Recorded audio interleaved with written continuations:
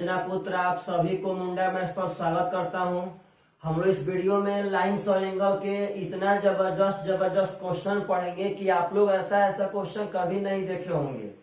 तो चलिएगा प्लीज सब आदमी कृपया करके, यदि आप सब आदमी को यह सब क्वेश्चन बढ़िया लगे और बताने का तरीका बढ़िया लगे तभी आप लोग वीडियो को लाइक कीजिएगा।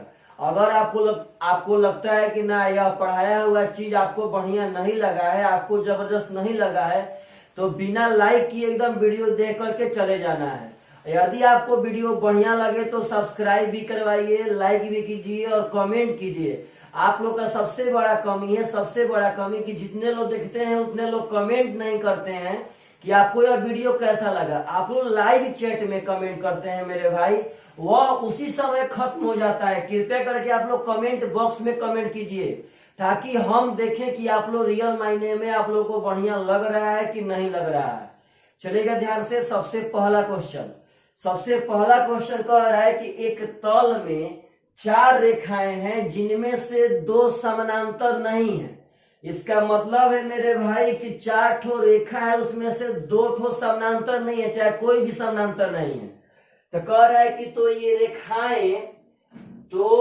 रेखाएं अधिक से अधिक कितने बिंदुओं पर एक दूसरे को काट सकती हैं। तो पार्टनर साहब पहले ही बात समझिएगा, यह क्वेश्चन पहले सीडीएस में पूछा करता था, लेकिन यह क्वेश्चन 2017 के सीजीएल में भी आया था।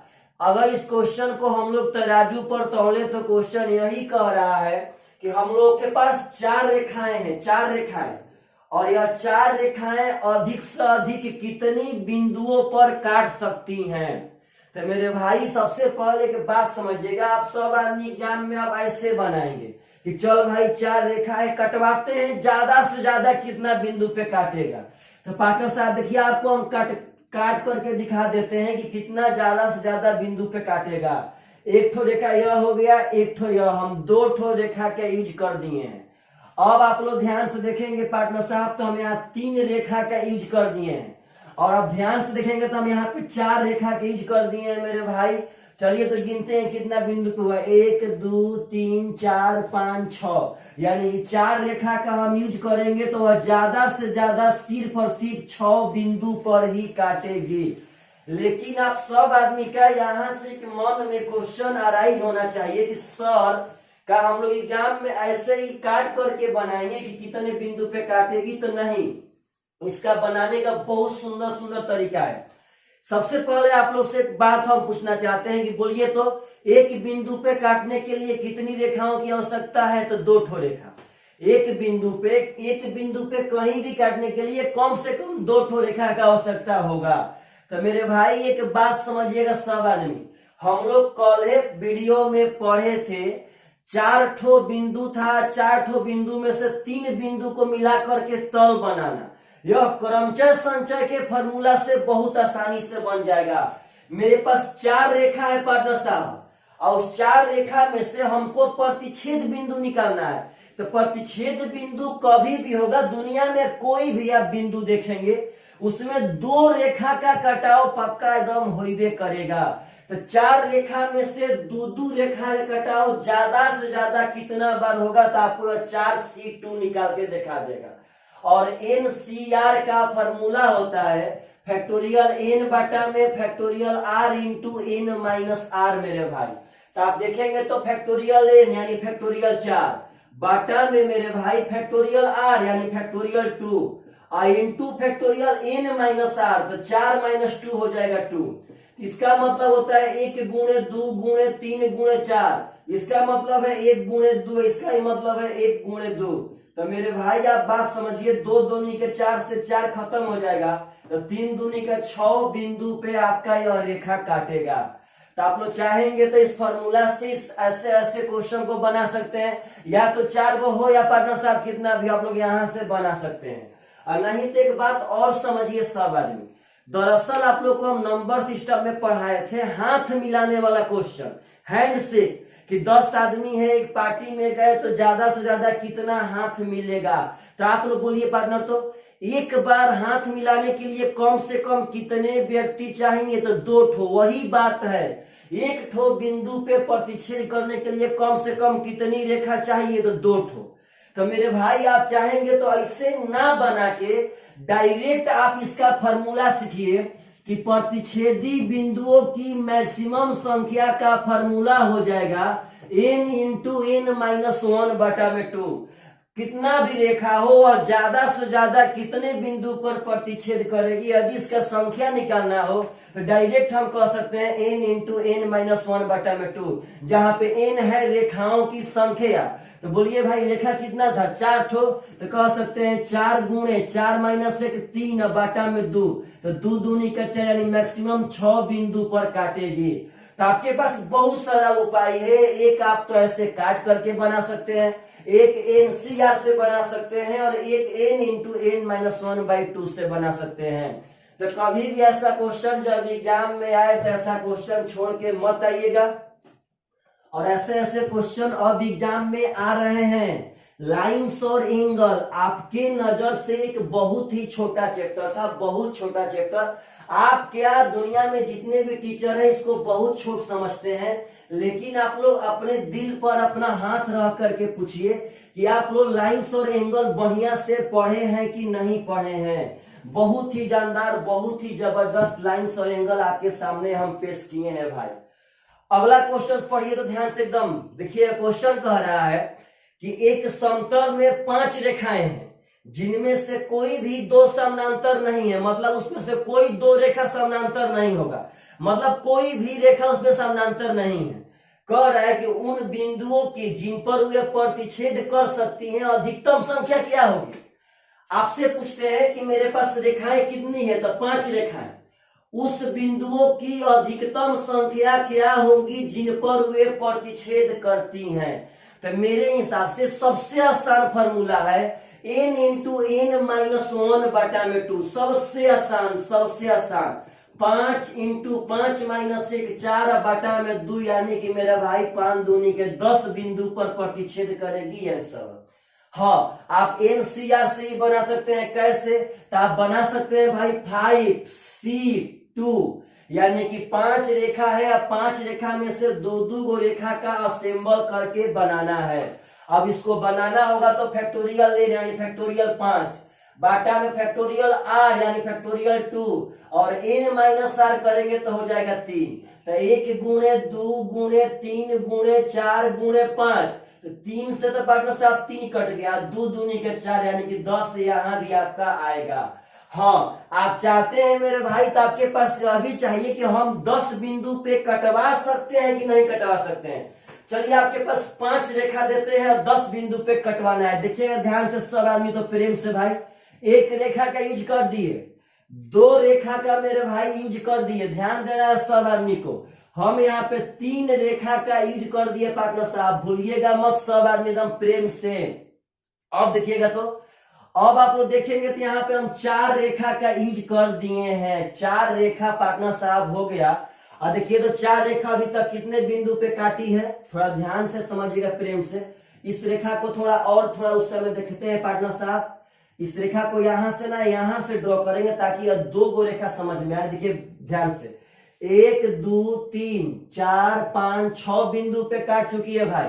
तो अब एक ऐसा रेखा खींचना है जो 4 बिंदु पे काटे। तो पार्टनर साहब ऐसे ही आपका देखिएगा ध्यान से, हम लोग कह सकते हैं ऐसे एक रेखा ड्रॉ करेंगे तो 4 बिंदु पे काट देगी। गिन लीजिए, 1 2 3 4 5 6 7 8 9 10, यानी हम 5 रेखा यूज किए हैं और 10 बिंदु पे काट भी चुकी है। तो ऐसा क्वेश्चन है तो सबसे आसान है n इंटू n माइनस 1/2। लेकिन हम इतना आपको बढ़िया से इसलिए बता रहे हैं ताकि आपके पास कॉन्सेप्ट है। दरअसल लड़के फॉर्मूला याद कर लेते हैं, लेकिन लड़के यह नहीं समझ पाते हैं कि यह क्वेश्चन कह क्या रहा है, और यह समझाने के लिए वह फिगर एकदम काफी है कि क्वेश्चन कह क्या रहा है। क्वेश्चन बस इतना ही कह रहा है कि मेरे हाथ में 5 रेखाएं हैं, उस 5 रेखाओं का यूज करके ज्यादा से ज्यादा हम कितने बिंदु पर कटवा सकते हैं। तो ऐसे ऐसे क्वेश्चन कभी भी पूछे तो आप सब आदमी से एकदम पक्का बनकर आना चाहिए। चलिएगा ध्यान से, अगला क्वेश्चन जो बहुत ही सुंदर है पार्टनर साहब, भाषा पे समझिएगा सब आदमी, एकदम आराम से क्वेश्चन पढ़िए। कह रहा है कि निम्नलिखित कथनों पर विचार कीजिए। उन बिंदुओं का बिंदु पथ उन बिंदुओं का बिंदु पथ, बिंदु पथ मतलब होता है बिंदुओं का रास्ता यानी कि रेखा। दरअसल जितनी भी रेखाएं हैं वह बिंदु से तो मिलकर बनी है मेरे भाई। तो कह रहा है कि उन बिंदुओं का बिंदु पथ जो दो समानांतर रेखाओं से समान दूरी पर है, दो समानांतर रेखाओं से समान दूरी पर है, उस बिंदुओं का बिंदु पथ जो दो समानांतर रेखाओं से समान दूरी पर है, उन दोनों के समानांतर और उनके बीचों बीच खींची रेखा है। पहले एक बात समझिए, कहता है कि एक उन बिंदुओं का बिंदु पथ मतलब बिंदुओं का रास्ता जो दो रेखाओं से समान दूरी पे है, मतलब यह दोनों समानांतर रेखा से समान दूरी पे। आपसे मेरे भाई एक बात पूछते हैं, बताइएगा सब आदमी, तो अगर हम बिंदु पथ इसके ऊपर से गुजारेंगे तो क्या यह दोनों समानांतर रेखा से समान दूरी पे होगा? अगर यहां से गुजारेंगे तो समान दूरी पे होगा पार्टनर। दरअसल यह बिंदु पथ इस रेखा से नजदीक हो जाएगा और इस रेखा से दूर हो जाएगा। अगर यहां से गुजारेंगे मेरे भाई तो आप लोग बोलिए तो इस दोनों से समान दूरी पे होगा, दरअसल इस रेखा से नजदीक हो जाएगा और इस रेखा से दूर हो जाएगा। तो पार्टनर इस दोनों समानांतर रेखा से समान दूरी पर, तो दोनों समानांतर रेखा से समान दूरी पर वही बिंदु पर जाएगा जो इनके एकदम बीचों बीच होगा, जो एकदम बीचों बीच, यानी कि इधर से भी अगर जितना हो उतने पार्टनर साहब इधर से भी होना चाहिए, तभी जाके यह दोनों से दोनों समान दूरी पर होगा। तो क्वेश्चन में शर्त तो यही दे रहा है कि दो उन रेखाओं का बिंदु पथ जो उन दोनों समानांतर रेखाओं के समान दूरी पर हो, वह दोनों समानांतर रेखाओं से समानांतर है तथा उनके बीचों बीच खींची गई रेखा है। तो आपका यह कथन एकदम सही है। क्वेश्चन यही कह रहा है कि उन बिंदुओं का बिंदु पथ जो दो रेखाओं से समान दूरी पर हो, उन दोनों समानांतर रेखाओं का समानांतर है, अब प्लस में उनके बीचों बीच स्थित पार्टनर साहब। तो आपका कथन नंबर 1 एकदम सही है। आते हैं कथन नंबर 2 पे। कह रहा है कि इस बिंदु पथ रेखा पर दो मूल समानांतर रेखाओं से किसी बिंदु की लंब दूरियां समान है, तो आगे इस बिंदु पथ रेखा में बाहर किसी बिंदु का यह गुणधर्म सही नहीं होगा। पहले बात समझिए, एकदम आराम से पढ़िए, आराम से पढ़ेंगे तभी यह भाषा समझ में आएगा। कह रहा है कि इस बिंदु पथ रेखा पर चलिएगा, मतलब इसी पे इसको भी देख लेते हैं। इस बिंदु पथ रेखा पर पार्टनर साहब चलिएगा, इसी बिंदु पथ पे, यह बिचवाला पे, इसी बिंदु पथ रेखा पर दो मूल समानांतर रेखाओं से, यह दो मूल समानांतर रेखाओं से किसी बिंदु की लंब दूरी समान है। तो सही बात है भाई, इस बिंदु पथ पे यहां से भी इसका लंब डिस्टेंस और यहां से भी इसका लंब डिस्टेंस एकदम समान होगा, क्योंकि यह बिंदु पथ एकदम इसके बीचों बीच स्थित है पार्टनर साहब। अगर यहां से 5 सेंटीमीटर तो यहां से भी 5 सेंटीमीटर होगा। तो आगे कह रहा है कि आगे इस बिंदु पथ रेखा से बाहर किसी बिंदु का यह गुणधर्म सही नहीं होगा। तो सही बात है, इस बिंदु पथ पे जो यह बिंदु है, इस पार्टनर साहब रेखा को छोड़ के, इस रेखा को छोड़ के अब कोई भी हम बिंदु पथ उठाएंगे तो क्या उस पे यह सिस्टम सही होगा मेरे भाई कि वह बीचों बीच आपका एकदम बराबर हो?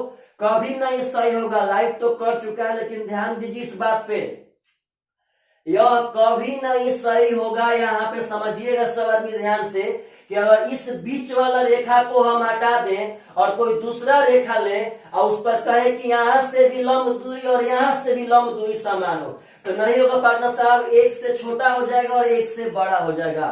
तो चलिएगा ध्यान से इस सब बातों को समझिए। तो आशा करते हैं आप सब आदमी को यह क्वेश्चन एकदम समझ में आ गया होगा कि यही बिंदु पथ पे एक ऐसा बिंदु है जिस बिंदु पे दोनों का लंब दूरी समान होगा। इस बिंदु पर कहीं भी दूसरा बिंदु लेंगे तो वहां पे कंडीशन सही नहीं होगा, एक से छोटा हो जाएगा और एक से बड़ा होने लगेगा। तो यहाँ पे दोनों का दोनों कथन सही था। तो जो आपके ऑप्शन में दिखाई दे कि ना यहाँ से दोनों का दोनों कथन सही है, तो वही आपका आंसर कहलाएगा। तो ऐसे ऐसे भी क्वेश्चन एग्जाम में आते हैं लाइन्स और एंगल से, जो काफी जबरदस्त होते हैं, लेकिन विद्यार्थी वह सब क्वेश्चन को छोड़ के एग्जाम से आ जाता है। चलेगा ध्यान से, अगला क्वेश्चन उठाते हैं। इस बातों को समझना है। क्वेश्चन कह रहा है कि यदि दो समानांतर रेखाएं दो भिन्न तिर्यक छेदी रेखाओं से काटती है तो इन चारों रेखाओं से बना चतुर्भुज क्या होगा? दो समानांतर रेखाएं दो अलग अलग तिर्यक छेदी रेखा से काटती हैं, दो अलग अलग तिर्यक छेदी रेखा से, तो इन चारों रेखा से बना चतुर्भुज क्या कहलाएगा? तो मेरा भाई एक बात समझिएगा, आप दुनिया में कोई भी दो समानांतर रेखाओं को अगर दो ठो अलग अलग तिर्यक छेदी रेखा से काटेंगे पार्टनर साहब, तो हमेशा हमेशा समलंब बनेगा। देखिएगा यहाँ पे यह लॉजिक नहीं लगाना है कि सर अगर हम इस दो समानांतर रेखाओं को ऐसे काट देंगे तो क्या सम चतुर्भुज नहीं बन जाएगा? लेकिन आप एक बात समझिए कि सम चतुर्भुज बनने के लिए, समानांतर चतुर्भुज बनने के लिए सिर्फ और सिर्फ उसका एक ही कंडीशन वेरीफाई होगा पार्टनर साहब, बस मतलब इसी जगह पे यह समानांतर कहलाएगा, यह सम कहलाएगा। लेकिन अगर दोनों तिर्यक छेदी रेखा अगर ऐसे चल देवे, ऐसे कभी भी चल देवे, तो वह सब समलंब बनेंगे। तो पार्टनर अगर यह सम चतुर्भुज है, इसको हम समलंब कह सकते हैं। इसका दो ठो भुजा समानांतर समलंब हो जाएगा। इसमें ही भाई जी दो ठो भुजा समानांतर है तो समलंब का गुण फॉलो करने लगेगा। तो भाई जी एक बात समझिएगा, आप लोग कभी भी सम चतुर्भुज और समानांतर चतुर्भुज मत मारिएगा। अगर दो ठो अलग अलग तिर्यक छेदी रेखा दो समानांतर रेखा को काटेगी तो हमेशा हमेशा समलंब चतुर्भुज ही बनेगा।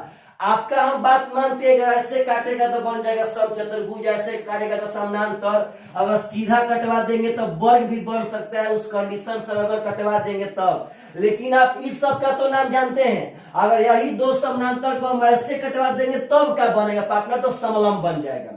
उस कंडीशन में अब कोई भी फॉलो नहीं होगा। तो जब समलंब बन जाएगा तो हम समलंब सबको कह सकते हैं, लेकिन समलंब को हम वर्ग नहीं कह सकते हैं, समलंब को हम समानांतर चतुर्भुज नहीं कह सकते हैं, समलंब को हम सम चतुर्भुज नहीं कह सकते हैं। यह बहुत ही बढ़िया क्वेश्चन है। कभी भी ऐसा क्वेश्चन है तो भूलिएगा मत, डायरेक्ट आप बना दीजिए कि दो समानांतर रेखाओं को अगर दो अलग अलग तिर्यक छेदी रेखा काटे तो हमेशा हमेशा यहाँ पे समलंब चतुर्भुज का निर्माण होता है।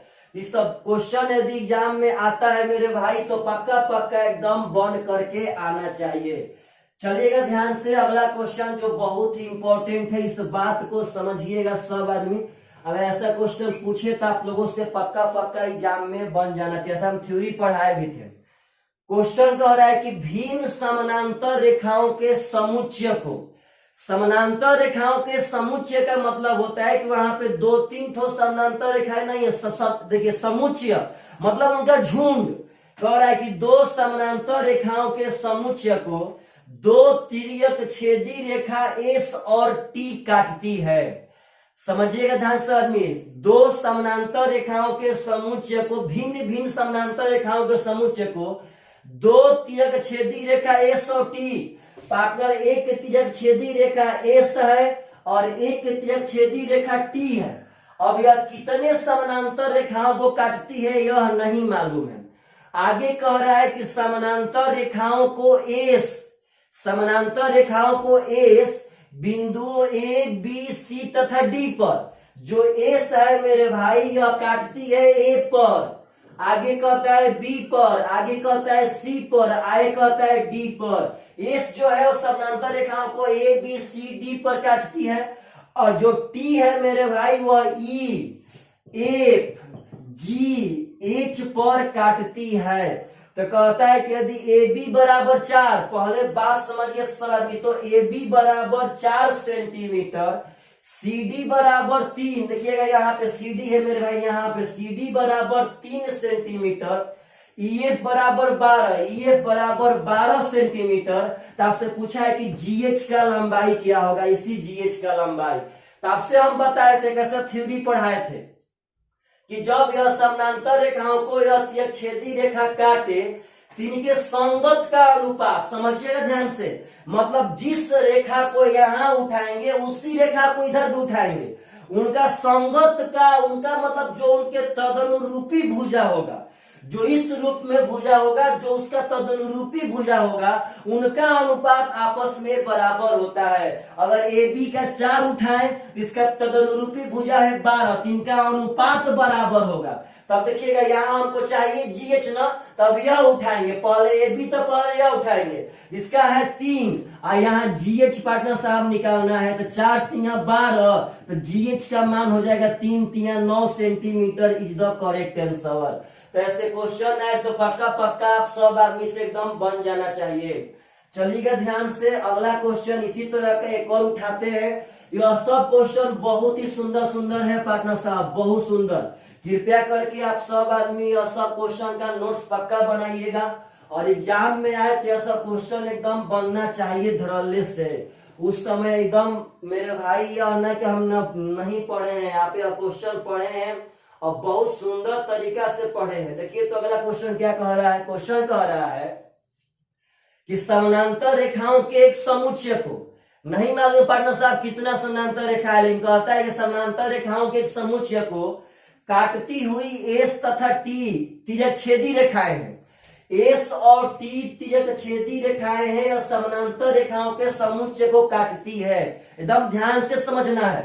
कह रहा है कि एस में 3 इकाई लंबाई वाला खंड टी में 5 इकाई वाले खंड के तदनुरूपी है। डायरेक्ट समझिएगा, नहीं मालूम है कितने समानांतर रेखा थे इस तरह का, लेकिन कहता है कि एस में 3 इकाई का खंड, एस में 3 इकाई का खंड टी में 5 इकाई के खंड के तदनुरूपी है। मतलब ऐसा समानांतर रेखा होगा कि जैसा यहाँ पे 3 बन रहा होगा जिसमें उसका 5 बन रहा होगा। तो कह रहा है मेरे भाई कि एस में 12 इकाई वाला खंड टी में कितने खंड के बराबर होगा। थोड़ा लाइट देखिए तो जी। कह रहा है कि एस में 12 इकाई वाला खंड, मतलब कि अगर एस में यह 3 था तो टी में 5 बना, तो कहता है कि अगर एस में 12 वाला बनाएंगे तो टी में कितना वाला बनेगा। तो आशा करते हैं मेरे भाई आपको यह दिखाई दे रहा होगा, समझिएगा ध्यान से। अगर एस में 12 वाला बने तो टी में कितना वाला बनेगा, यही तो पूछा है। तो एस में 3 वाला बनता है तो टी में 5 वाला बनता है। तो अगर एस में 12 वाला बनेगा तो टी में कितना वाला बनेगा। यहाँ से हम कह सकते हैं मेरे भाई, ध्यान दीजिएगा सब आदमी, कि टी का मान हो जाएगा 20 centimetre is the correct answer. 4 5 20। तो ऐसा क्वेश्चन जब पूछे तो आप सब आदमी से पक्का पक्का एग्जाम में एकदम बन जाना चाहिए। या उसी पे है, बस इसमें समानांतर रेखाओं का नाम नहीं दिया, तो क्या दिक्कत है। एस में जो रूप का होगा वही टी में रूप का अनुपात आपस में बराबर होगा। तो चलिएगा ध्यान से, अगला क्वेश्चन उठाते हैं। यह सब बातों को समझना है एकदम बढ़िया से। कभी भी ऐसा क्वेश्चन आए मेरे भाई तो अब अटेम्प्ट लेकर के पक्का पक्का एकदम बना दीजिएगा। चलिएगा प्रेम से अगला क्वेश्चन जो बहुत ही सुंदर होगा, बहुत सुंदर। जवाब नहीं है उस क्वेश्चन का। कह रहा है अगला क्वेश्चन कि निम्नलिखित कथनों पर विचार कीजिए। यदि 2 सरल रेखाएं प्रतिच्छेद करती हैं, मेरे भाई कह रहे हैं कि यदि 2 सरल रेखाएं प्रतिच्छेद करती हैं तो शीर्षाभिमुख कोण बराबर होते हैं। तो सही बात है पार्टनर साहब। अगर यहाँ पर हम ऐसे एंगल बनाते तो इनका शीर्षाभिमुख कोण, यदि 2 सरल रेखा प्रतिच्छेद करेगी तो शीर्षाभिमुख कोण मतलब कि 1 बराबर 3 और 2 बराबर 4, यही तो आपका शीर्षाभिमुख कोण है। तब उसका कथन नंबर 1 सही है।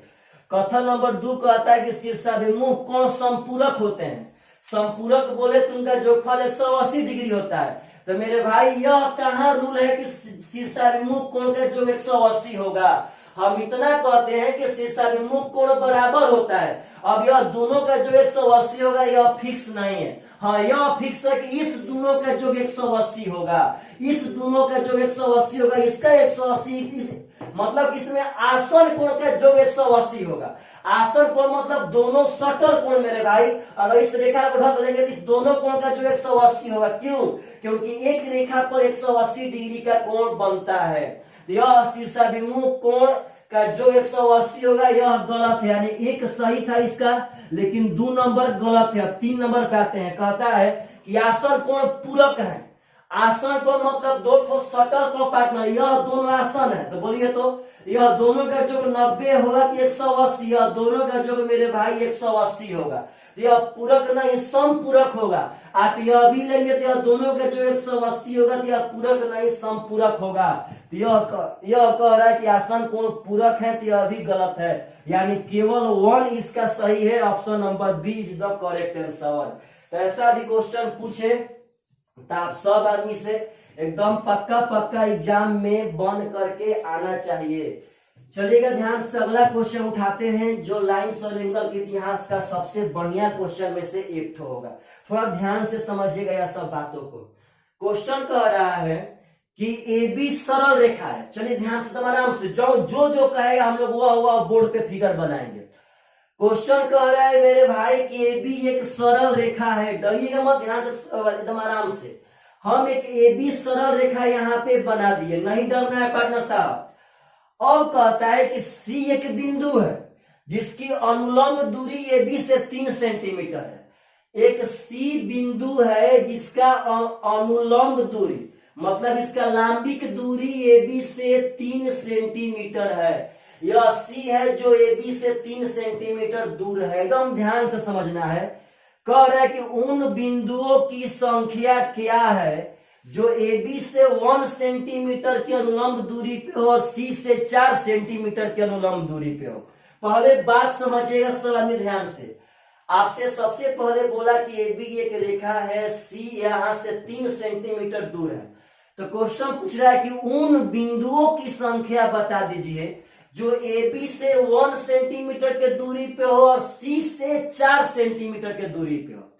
वैसे कितने बिंदु यहाँ पे हो सकते हैं जो ए बी से 1 सेंटीमीटर के दूरी पे हो और सी से 4 सेंटीमीटर के दूरी पे हो। एकदम लॉजिक समझिए सब आदमी। तो ऐसा बिंदु बताना है जो ए बी से 1 हो और सी से 4। तो सबसे पहला बिंदु आप अगर यहाँ पे देखेंगे पार्टनर, तो सपोज डेट आप कल्पना कीजिएगा अगर ए बी से 1 सेंटीमीटर नीचे आए, यहाँ पे आए 1 सेंटीमीटर, तो यह बिंदु बोलिए तो ए बी रेखा से 1 भी है और सी से देखिए कितना है, तो सी यह 3 हो गया और यह 1 हो जाएगा 4। पार्टनर साहब पहले बात समझिए, यह ए बी से 1 सेंटीमीटर नीचे है और सी से भी 4 सेंटीमीटर नीचे है। तो यह बिंदु आपका वेरीफाई कर रहा है। तभी तक हम लोग एक बिंदु खोज लिए हैं। अब बोलिए तो अब ए बी से 1 ऊपर, तो देखिएगा हम ए बी से 1 ऊपर एक यहां लेते हैं, ए बी से 1 ऊपर एक यहां लेते हैं। पहले बात समझना है सब आदमी को। तो आप लोग अपने मन से बोलिए तो जब यह 1 है तो आपका यह भी 1 हो जाएगा, और जब यह 1 हो जाएगा तो आपका यह डिस्टेंस मेरे भाई 2 बच जाएगा, क्योंकि यहां से लेके यहां तक तो 3 था और जब यह 1 हो गया तो यह 2। मतलब हमको ऐसा बिंदु खोजना है मेरे भाई जो ए बी से 1 दूरी पे हो और सी से 4। तो आप अपने मन से बोलिएगा हमको सी से यहाँ पे 4 चाहिए, 4, यानी यह बिंदु सी से 4 चाहिए। तो हम चेक करते हैं कि संभव है कि नहीं है। तो यह मेरा 2 है। आप जब ध्यान देंगे पार्टनर तो यह समकोण होगा, तो यह कोण हो जाएगा। तो बोलिए तो अगर इसको हम √12 मानेंगे तो क्या यह 4 हो सकता है कि नहीं हो सकता है? देखिए तो 2 का स्क्वायर 4 प्लस √12 का स्क्वायर 12 का अंडर रूट लंब स्क्वायर प्लस आधार स्क्वायर, तो 12 4 16 का वर्गमूल 4। आपका कोण 4 आया कि नहीं आया? मतलब हम कल्पना कर सकते हैं कि एक ऐसा बिंदु यहाँ लेंगे जो यहाँ से √12 दूरी पे होगा और यहाँ से 1 दूरी पे होगा मेरे भाई, तो पक्का सी से 4 दूरी पे हो जाएगा।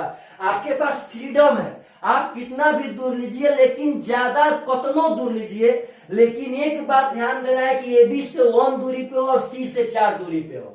तो पार्टनर इधर भी हम लेते हैं, आप समझिएगा, तो यह मेरा 2 है और यह ले लेंगे √12। तो बोलिए तो यह भी 4 सी से हो जाएगा कि नहीं हो जाएगा? तो मेरे पास एक यह है, एक यह है और एक यह है, यानी 3 बिंदु संभव है पार्टनर साहब जो ए बी से 1 दूरी पे है और सी से 4 डिस्टेंस पे है मेरे भाई। तो आप बोलेंगे सर इधर नहीं लेंगे, तो आप एक बात समझिएगा, यदि आप लोग सोचेंगे कि हम इधर लेंगे पार्टनर साहब, तो आप एक बात समझिए, तो ए बी से 1 दूरी पे चाहिए। तो मेरे भाई अगर हम ए बी से देखिए यहाँ दिखेगा, यहाँ देखिए सर ध्यान से, अगर ऐसे करके हम यहाँ आपको बताते हैं कि अगर यह सी यहाँ से 3 था मेरे भाई, अगर यह हम पहले ही 1 यहाँ 4 हो गया, तो अगर बोलिएगा ए बी से तो 1 डिस्टेंस पे वही होगा जो इस रेखा पर आएगा। हमको ए बी से 1 चाहिए ना, तो यह मेरा ए बी है, तो ए बी से तो 1 डिस्टेंस पे वही होगा जो इस रेखा पर आएगा। तो आप यहीं से इधर कितना भी लीजिएगा, कितना भी, तो पार्टनर साहब इस रेखा के लिए यह सब कोण होगा, सब कोण। और पार्टनर जब उसका लंब ही 4 है तो कोण कभी 4 के बराबर होगा। कोण तो हमेशा हमेशा लंब से भी बड़ा होता है, आधार से भी बड़ा होता है, यानी जितनी रेखाएं हैं वह सब 4 से बड़ा होंगी। यहाँ देखिए यह सब ए बी से 1 डिस्टेंस पे है, यहाँ जब मिलाएंगे तो सब ए बी से 1 डिस्टेंस पे होगा, लेकिन यह सी से कोई भी 4 दूरी पे ना होगा, क्योंकि यह कोण है। जब लंब भी 4 हो गया तो कोण तो 4 से पक्का ज्यादा होगा। अब किसी का यह माने कि ना सर हम इसको ऊपर यहीं छोड़ देंगे, क्यों नहीं 4 होगा? आप अगर कहते हैं कि हम सर यहीं पे छोड़ देंगे, यहीं पे, तो पार्टनर साहब आप इसको 4 करवाने के लिए जब यहीं पे छोड़ देंगे तो आप बताइए कि आपका सी से 4 तो हो गया, लेकिन यह ए बी से 1 दूरी पे है। ए बी से तो 1 दूरी पे भाई जी यह वाला रेखा था, तो आपका ए बी से 1 वाला छूट जाएगा। इसीलिए यहाँ पे एक बिंदु, यहाँ पे एक बिंदु और यहाँ पे एक बिंदु, यहाँ पे 3 बिंदु संभव है। तो ऐसा भी क्वेश्चन पूछे तो आप लोगों से पक्का पक्का एकदम बनना चाहिए मेरे भाई। आप लोग यहाँ वीडियो को पॉज करके समझ सकते हैं, नहीं तो इसका टाइमिंग याद रखिए, जब बाद में पुनः इसको नोट्स बनाते समय यहाँ पे एकदम बढ़िया से समझना है कि हम आप लोग को समझाना क्या चाहते हैं। चलिएगा ध्यान से, ऐसा ये क्वेश्चन और उठाते हैं जो 2012 के सीडीएस में पूछा था, बहुत सुंदर क्वेश्चन। उस क्वेश्चन को समझिएगा ध्यान से थोड़ा सब आदमी। क्वेश्चन कहता है कि ए बी कोई सरल रेखा है। देखिए ध्यान से मेरे भाई, हम यहाँ पे ए बी एक सरल रेखा बना दिए। अब करें कि सी एक बिंदु है जिसका ए बी से दूरी 3 सेंटीमीटर है। यहाँ पे हम सी एक बिंदु ले लिए जो मेरा ए बी से दूरी 3 सेंटीमीटर कहता था। अब आगे पढ़िएगा, कह रहा है कि ए बी से 1 सेंटीमीटर और सी से 5 सेंटीमीटर दूरी वाले बिंदुओं की संख्या क्या होगी। बात समझिए, हमको वैसा वैसा बिंदु खोजना है जो ए बी से 2 सेंटीमीटर पे हो, सॉरी ए बी से 1 सेंटीमीटर पे हो और सी से 5 सेंटीमीटर पे हो। पहले बात समझिए, ए बी से 1 सी से 5। अगर पार्टनर आप यहाँ अगर 1 ए बी से लेकर के यहाँ जाएंगे तो आप लोग बोलिए तो ए बी से तो यह 1 हो जाएगा, लेकिन यह सी से 5 है, सी से यह 3 है और एक 4 ही है, तो सी से 5 नहीं है। मतलब आपका यह बिंदु भाई जी संभव नहीं है। आप बात समझिए, मान लेते हैं कि ए बी से नीचे 1 यहाँ पाया, यहाँ पे यह सी से 5 नहीं है, ए बी से 1 है, तो यह बिंदु संभव नहीं है। अब चलते हैं इसके ऊपर। आप जब ध्यान देंगे पार्टनर तो यह भी आपका 1 है, यह भी आपका 1 है। ए बी से 1 सेंटीमीटर दूर एक हम लाइन ले लिए। अब इसी लाइन पे हमको ऐसा बिंदु खोज देना है जो पार्टनर साहब सी से 5 हो। इस पे कहीं भी लेंगे, कहीं भी इस पे देखिए, इस लाइन पे कहीं भी लेंगे तो ए बी से 1 होगा, लेकिन सी से हमको 5 चाहिए। तो बोलिए पार्टनर, तो अगर हम मान लेते हैं अगर मेरा यह 5 है तो आप अपने मन से बोलिएगा कि यह तो मेरे भाई 2 बचेगा, क्योंकि जब यह 1 हो गया और यह टोटल 3 था तो यह 2 ही ना बचेगा। तो बोलिएगा यहाँ 25 लाना है, 25। अरे भाई 5 का स्क्वायर देखिए, कोण स्क्वायर बराबर लंब स्क्वायर प्लस आधार स्क्वायर, तो यहाँ √21 करेंगे तभी ना √21 का स्क्वायर 21 और 2 का स्क्वायर 4, तो 21 और 4 25 और 25 के पार्टनर साहब वर्गमूल 5 हो जाएगा। तो यह संभव है। अगर हम यहाँ से 21 सेंटीमीटर दूर जाएंगे तो हमको इसी पे एक बिंदु मिल जाएगा जो ए बी से दूर होगा 1 और सी से हो जाएगा 5। और यही बात अगर इधर भी आएंगे पार्टनर साहब, यहाँ से अगर 21 सेंटीमीटर इधर आएंगे तो हमको संभव है कि ए बी से 1 सेंटीमीटर के दूरी पे और सी से 5 सेंटीमीटर के दूरी पे यहाँ 2 ठो बिंदु मिल जाएंगे। लेकिन मेरा आप बात समझिएगा ध्यान से, यह वाला बिंदु इस क्वेश्चन में संभव नहीं है। देखिए यहाँ पे क्या होगा, हमको तो ए बी से 1 चाहिए, यानी कि इस रेखा पे मेरे भाई अगर हम कहीं भी बिंदु खोजेंगे, यहाँ भी खोजेंगे तो ए बी से 1 होगा, यहाँ मतलब कहीं भी खोजेंगे तो वह ए बी से 1 ही होगा। बशर्ते सी से 5 चाहिए 5। तो आप बोलिए तो पार्टनर साहब यहां से यहां तक कितना है 4, यह 3 है और यह 1, यह दूरी 4 है, तो हम मान लेते हैं कि हमको एक रेखा यह मिला। बात समझिएगा सब लोग प्रेम से। हम मान लेते हैं कि इसी लाइन पर हम 3 सेंटीमीटर इधर आए, 3 सेंटीमीटर इधर मेरे भाई। तो आप अपने मन से बोलिए, तो अगर यह 4 है और यह 3 है तो इस रेखा का लंबाई 5 होगा कि नहीं होगा? क्योंकि चचाऊ का 16, तितरी के 9, 16 9 25 का वर्गमूल 5 हो जाएगा। मतलब यहाँ 5 सेंटीमीटर का यहाँ ना मिलके यहाँ मिल जाएगा। अच्छा मानिए इसी रेखा पे हम हैं, अगर इस रेखा पे कहीं भी रहेंगे तो हम AB से 1 सेंटीमीटर दूर रहेंगे। तो मेरे भाई अगर यहाँ से यहाँ आते हैं और ऐसा आते हैं कि यहाँ से 3 सेंटीमीटर हम उधर गए, तो मेरा यह 4 है और यह 3, तो क्या यह 5 बना देगा कि नहीं बना देगा?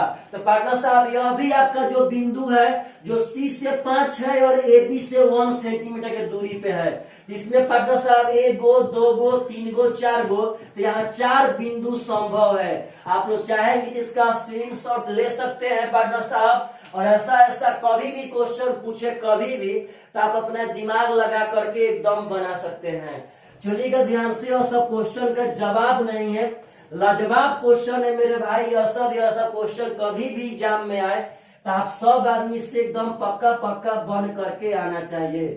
चलिएगा ध्यान से, अगला क्वेश्चन उठाते हैं जो बहुत ही खूबसूरत होगा, बहुत खूबसूरत।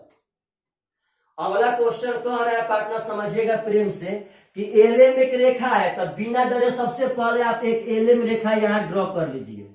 अब कह रहा है कि एलएम पर O एक बिंदु है, तो एलएम पर O एक बिंदु यहाँ पे दे दीजिए। अब कह रहा है कि रेखा ON खींची गई है जो ना तो OL का संपाती है और ना ही OM का संपाती। संपाती बोले तो एक ही रेखा पर एक ही रेखा चढ़ जाना, यानी रेखा ON ना तो ON पे चढ़ी है ना ही OM पे। तो अब पक्का रेखा पार्टनर साहब ऐसे होगा, तभी ना तो OL पे चढ़ेगा और ना ही OM पे चढ़ेगा। तो आगे कह रहा है कि यदि MON मतलब यह वाला एंगल LON का 1/3 है, मतलब यह वाला एंगल इसका 1/3 है, मतलब अगर यह 3 होगा तो यह 1 हो जाएगा, इसका 1/3 है मेरे भाई। तो अगर यह 3 होगा तो यह 1 हो जाएगा, यह 1/3 है। तो कहता है कि MON मतलब यह वाला एंगल क्या होगा? तो पार्टनर बहुत ही आसान है, आप बताइए पक्का। तो यह 180 जो फल होगा कि ना होगा? तो 4 का मान अगर 180 ले लेंगे तो 1 का मान हो जाएगा 45 डिग्री, मतलब आपका MON का मान हो जाएगा 45 डिग्री। यही आपका आंसर है। अगर यह कोण के बारे में पूछता तो 45 × 135 डिग्री हो जाता। तो अगर ऐसा क्वेश्चन अगर आप लोगों से पूछे तो एकदम पक्का एग्जाम में बढ़ करके आना चाहिए। अगला क्वेश्चन कह रहा है पार्टनर साहब कि निम्नलिखित कथनों पर विचार कीजिए। एक तिर्यकछेदी रेखा द्वारा प्रतिच्छेदित 2 रेखाएं समानांतर है। 2 समानांतर रेखा को एक तिर्यकछेदी रेखा प्रतिच्छेद करती है। तो 1 कह रहा है कि संगत कोण के युग्म बराबर होते हैं। तो सही बात है, संगत कोण मतलब इसका ऊपर तो इसका ऊपर, इसका नीचे तो इसका नीचे, इसका ऊपर तो इसका ऊपर, इसका नीचे पार्टनर साहब इसका नीचे, या संगत कोण का युग्म बराबर होता है तो सही है। कह रहा है कि पार्टनर साहब कहता है कि तिर्यकछेदी के एक ही ओर के आंतरिक कोण समपूरक होते हैं। तिर्यकछेदी रेखा के एक ही ओर मतलब या तो इधर या तो उधर, आंतरिक मतलब अंदर के कोण समपूरक होते हैं। तो सही बात है भाई जी। हम पढ़े थे कि एक ही ओर के अंत अभिमुख कोण का जोगफल 180 होता है, और जब जोगफल 180 होगा तो उसको हम समपूरक कह सकते हैं। यह सही बात है। एक ही ओर एक ठो कोण यह है, एक ठो यह है पार्टनर साहब, तो यह दोनों कोण का जोगफल 180 होगा तो यह सही है। यह दोनों कोण का जोगफल 180 होगा तो यह सही है। इसका कथन नंबर 1 भी सही है और कथन नंबर 2 भी सही है। तो आप मान सकते हैं ऑप्शन नंबर C 1 और 2 दोनों। तो ऐसा क्वेश्चन पूछे तो आप लोगों से एकदम पक्का एग्जाम में बन करके आना चाहिए। अगला क्वेश्चन कर रहे हैं कि निम्नलिखित कथनों पर विचार कीजिए। यदि 2 समानांतर रेखाएं एक तिर्यकछेदी रेखा द्वारा प्रतिच्छेद होती हैं, 2 समानांतर रेखाएं एक तिर्यकछेदी रेखा द्वारा प्रतिच्छेद होती हैं, तो संगत कोणों का प्रत्येक युग्म बराबर होता है। जस्ट वही पढ़ाए हैं। 1 सही है पार्टनर साहब, इसका संगत कोण के युग्म आपस में बराबर होते हैं। अब कह कि एकांतर कोण का प्रत्येक युग्म असमान होता है, तो गलत बात है। एकांतर कोण के युग्म भी आपस में समान होते हैं, वह असमान नहीं होते हैं। एकांतर कोण के युग्म भी समान होते हैं, तो यह कहता है कि असमान होते हैं, तो यह गलत है। यानी यहाँ केवल वन सही है मेरे भाई। और अगर ऐसा क्वेश्चन पूछेगा तो आप सब आदमी से पक्का एग्जाम में बन करके आना चाहिए। चलिएगा ध्यान से, आशा करते हैं आप सब आदमी को यह सब क्वेश्चन बहुत ही बढ़िया से समझ में आया होगा। अगला क्वेश्चन उठाते हैं जो इस वीडियो का सबसे लास्ट क्वेश्चन होगा, समझिएगा ध्यान से। कह रहा है कि एक रेखा में 3 बिंदु ए ओ बी है, डरिए मत। एक रेखा पे 3 बिंदु ए ओ और बी है, यहां ले लिए ए ओ बी। अब कहता है सी एक ऐसा बिंदु है जो ए ओ बी पर नहीं है। तो पार्टनर साहब कोई दिक्कत ना, हम तो ऐसा बहुत क्वेश्चन पढ़ चुके हैं कि सी एक ऐसा बिंदु है जो ए ओ बी पर नहीं है। आगे कहता है कि तदनुसार यदि ए ओ सी का मान 40, डरिएगा मत, ए ओ सी का मान दिया है 40। जब यह 40 दिया तब अपने मन से कह सकते हैं कि यह होगा 140। समझना है प्रेम से मेरे भाई। अब आगे कह रहा है कि और ओ एक्स ओ वाई, कह रहा है कि ओ एक्स ओ वाई कोण ए ओ सी के क्रमशः आंतरिक और बाह्य द्विभाजक है। ओ एक्स और ओ वाई क्रमशः ए ओ सी का आंतरिक, यानी ओ एक्स जो है मेरे पार्टनर साहब ए ओ सी का आंतरिक भाजक, मतलब आधा आधा बांट देगा, यह भी 20 यह भी 20। और ओ एक्स है आंतरिक और ओ वाई है बाह्य, मतलब इस कोण का बाह्य कोण यही ना होगा, तो ओ वाई इसको बांटता है पार्टनर साहब, तो यह 70 यह 70। तो आपसे कहता है कि कोण बी ओ वाई, गलत बात है पार्टनर साहब, वहां होना चाहिए एक्स ओ, नहीं पार्टनर साहब सही है तो है। क्वेश्चन पूछता है कोण बी ओ वाई का मान कितना होगा। तो कोण बी ओ वाई जब ध्यान से देंगे तो बी ओ वाई पार्टनर साहब यहाँ 70 डिग्री के, जब 140 था तो यह बांटेगा तो आधा आधा हो जाएगा, यह 70 degree is the correct answer.